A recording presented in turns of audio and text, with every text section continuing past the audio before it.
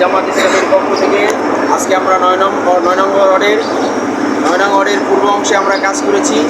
আমাদের এই দাওয়াতি গণসংযোগ পক্ষ চলতেছে। এই পক্ষ উপলক্ষে আমরা যারা আজকে কাজ করেছি তারা প্রতিদিনের জন্য আমরা সুন্দরভাবে আসতে পারি।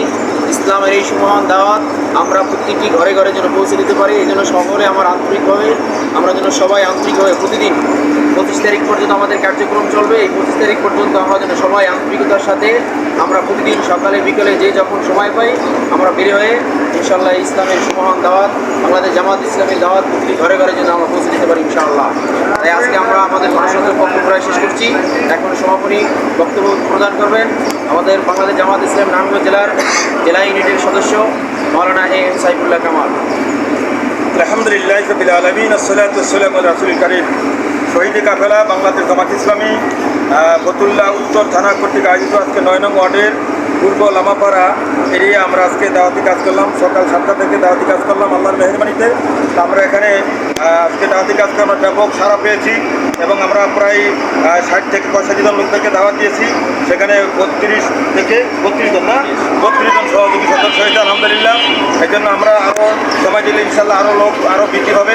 এই জন্য আমরা সকলের ভিতরে আহ্বান থাকবে, আমরা আমাদের এই দাওয়াতি পক্ষ 11 তারিখ থেকে 25 তারিখ পর্যন্ত চলবে।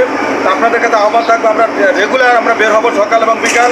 এর মাধ্যমে জামাত ইসলামীর লক্ষ্য এবং উদ্দেশ্য, জামাত ইসলামী কী চায়, তাদের লক্ষ্য কী, উদ্দেশ্য কী, 3 দফা দাওয়াত 4 দফা কর্মসূচি সকল শ্রেণী মানুষের কাছে আমাদেরকে পৌঁছে দিতে হবে। এবং জামাত ইসলামী বাংলাদেশ আল্লাহ জমিন আল্লাহ দিন প্রতিষ্ঠার জন্য কাজ করতেছে। এটা সকল মানুষের কাছে আমাদের এই দাওয়াত পৌঁছে দিতে হবে। আল্লাহর মেহেরবানি যদি জনগণ ভোট দেয় তাহলে জামাত ইসলাম যদি ক্ষমতা আসে তাহলে সেখানে ইসলামী রাষ্ট্র প্রতিষ্ঠা হবে। সেখানে ধনী গরিবী বৈষম্য থাকবে না এবং হিন্দু মুসলিম বৌদ্ধ খ্রিস্টান সকল শ্রেণী মানুষ এখানে উপকৃত হবে, এতে লাভবান হবে। এই জন্য এই মিশন আমরা আল্লাহ রাসূল সাল্লাল্লাহু আলাইহি ওয়াসাল্লাম করে গেছেন। সেই ধারাবাহিকতা রক্ষা করে বাংলাদেশ জামাত ইসলামী বাংলাদেশে আনাচে কানাচে সর্বক্ষেত্রে এই কাজ চলতেছে। আপনারা সকলেই এই কাজে অংশগ্রহণ করবেন। আপনারা ইতিপূর্বে দেখতে পেয়েছেন আমাদের বাংলাদেশ জামাত ইসলামীর আমি সারা বাংলাদেশে আনাচে কানাচে যেখানেই সমস্যা সেখানেই তিনি হাজির হন এবং বাংলাদেশের ভিতরে এখন তিনি সবচেয়ে জনপ্রিয় নেতা হিসাবে আজকে বিশ্বের দরবারে আজকে তিনি পরিচিতি লাভ করছেন। এজন্য আসুন আমরা সকলেই মিলে বাংলাদেশ জামাত ইসলামী সম্পর্কে ভালো করে জানি।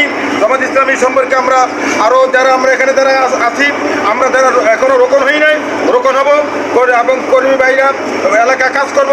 কাজের মাধ্যমে আমরা মানুষকে আমরা এটি বুঝে দিব জামাত ইসলামী কোনো চাঁদাবাজি করে না, টেন্ডারবাজি করে না, বাড়ি দখল করে না, ঘর দখল করে না এবং অশ্লীলতা ব্যয়পনাতে পরিহার করে এবং সুদ মুক্ত সমাজ প্রতিষ্ঠা করবে জামাত ইসলামী। এই আশার ব্যক্ত করে আমি আমার সংক্ষিপ্ত শেষ করছি। আমা আলাইহিল বালাগ। আসসালামু আলাইকুম ওয়া রাহমাতুল্লাহি ওয়া বারাকাতুহু।